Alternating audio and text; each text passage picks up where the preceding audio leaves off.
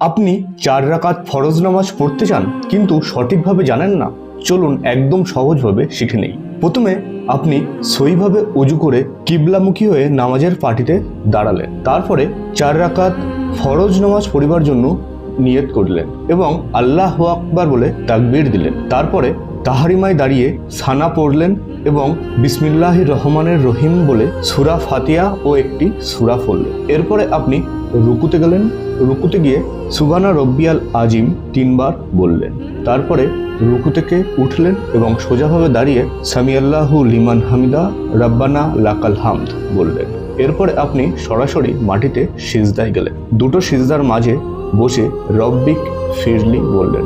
এরপরে দুটো সিজদা সম্পূর্ণ হওয়ার পরে আপনি দ্বিতীয় রাকাতের জন্য দাঁড়ালেন এবং সূরা ফাতিহা ও একটি সূরা পাঠ করার পরে আপনি রুকুতে গেলেন। রুকু থেকে সিজদায় গেলেন এবং এবারে দুটো সিজদা সম্পূর্ণ হওয়ার পরে আপনি বসে তাশাহুদ পাঠ করলেন এবং তাশাহুদ পড়ার পরে আপনি তৃতীয় রাকাতের জন্য দাঁড়ালেন। এবারে শুধুমাত্র সূরা ফাতিহা পড়ার পরে আপনি রুকুতে গেলেন। রুকু থেকে সিজদায় গেলেন। দুটো সিজদা সম্পূর্ণ হওয়ার পরে চতুর্থ রাকাতের জন্য উঠলেন এবং সূরা ফাতিহা পাঠ করলেন। তারপরে সরাসরি রুকুতে গেলেন।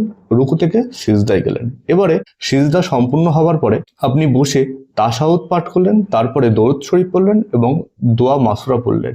এরপরে ডান থেকে বামে সালাম দিলেন, আসসালামু আলাইকুম আ রাহমাতুল্লাহ।